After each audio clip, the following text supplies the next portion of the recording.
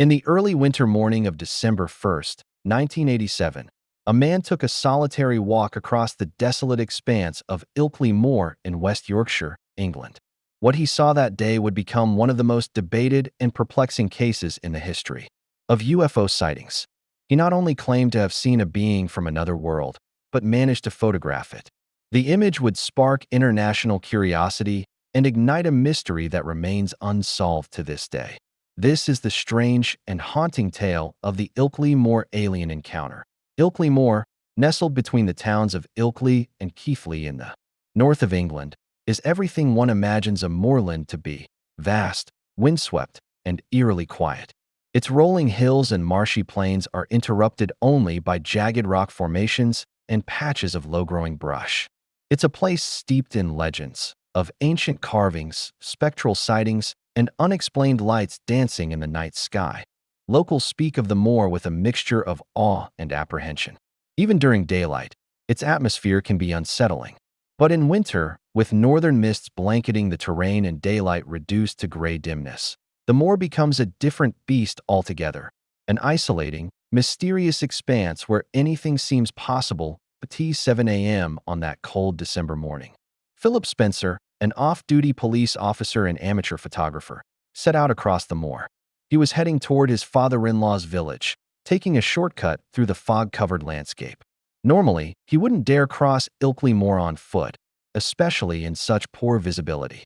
But this route was much faster than the winding roads, and he hoped to capture some atmospheric photos of the fog in the morning light.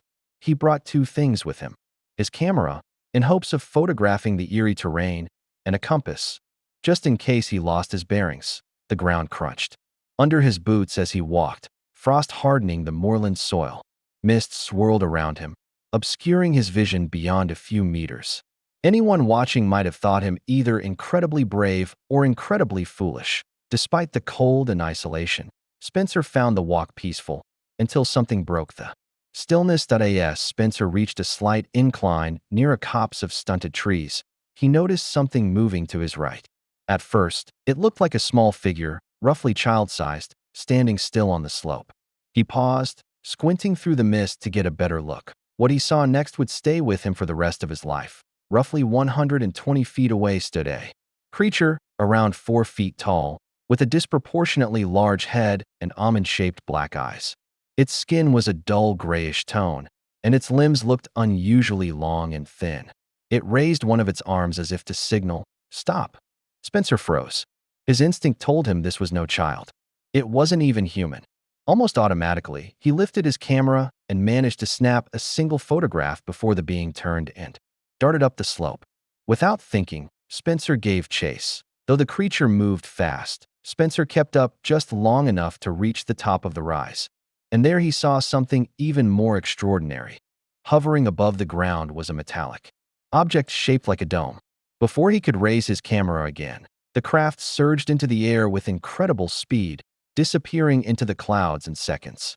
Spencer stood in stunned silence, unable to comprehend what had just happened.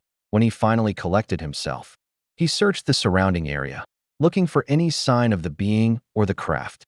But there were no footprints, no impressions in the grass, nothing. It was as if the encounter had never taken place. He reached for his compass, but the needle spun erratically and then pointed south, completely opposite to where he believed north was. Trusting his instincts, he ignored the compass and continued his journey to the village. When Spencer arrived at his father-in-law's home, he glanced at the village clock and was shocked to see it was already past 10 a.m. He had left at 7, and the journey, even with stops, should have taken little more than an hour. Yet somehow, 3 full hours had passed. He couldn't account for the lost time. Later that day, he developed the roll of film from his camera. The photo he had taken during the encounter was blurry, grainy, and taken in low light. But clearly visible in the image was a humanoid figure unlike anything native to Earth. Convinced that he had witnessed something truly otherworldly, Spencer reached out to Peter Hoff, a respected UFO researcher. At first, Hoff was skeptical. The story sounded too fantastic to be true. But upon meeting Spencer and examining the photo, he began to reconsider. Spencer seemed honest, grounded, and uninterested in fame or money. In fact, he insisted that his real name, not be released publicly, fearing ridicule and attention. Hoff had the photo analyzed by a wildlife photography expert, who confirmed that the creature in the image did not resemble any known wild or domestic animal. It appeared humanoid, but of a type unknown to science. Next, the photograph and its negatives were sent to Kodak's laboratory in Hemel Hempstead. Technicians there confirmed that the figure in the image was not superimposed or doctored in. Anyway, it was part of the original photograph. Further analysis was conducted in the United States, where optical physicist Dr. Bruce Maccabee attempted a computerized enhancement. Unfortunately, due to the poor lighting and grainy quality of the image, no definitive details could be extracted. Maccabee concluded that while the photo could not prove anything conclusively, it also could not be dismissed. Meanwhile, Hoff investigated Spencer's compass. Analysis by a local university revealed something strange. The polarity of the needle had been reversed, suggesting exposure to a strong electromagnetic field. However, no radiation or magnetic hotspots were found in the area where the encounter occurred. Haunted by the missing time and troubled by strange dreams following the incident, Spencer agreed to undergo hypnotic regression. The session took place on March 16, 1988, under the guidance of Dr. Jim Singleton. What emerged during hypnosis was a disturbing and vivid account. Spencer recalled being immobilized by the humanoid creature, completely unable to move. Then, without warning, he found himself levitating above the ground, drifting along as the being guided him toward the craft like a balloon pulled by a child. Inside the craft, he awoke in a circular room, surrounded by 3 similar beings. He was examined, but felt no pain.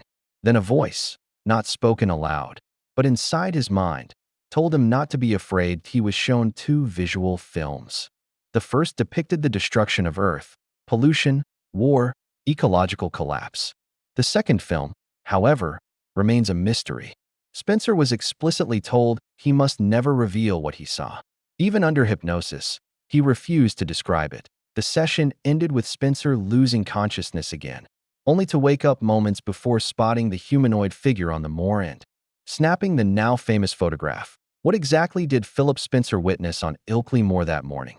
Skeptics have suggested that the photo could depict a mannequin, a misidentified bush, or even an elaborate hoax.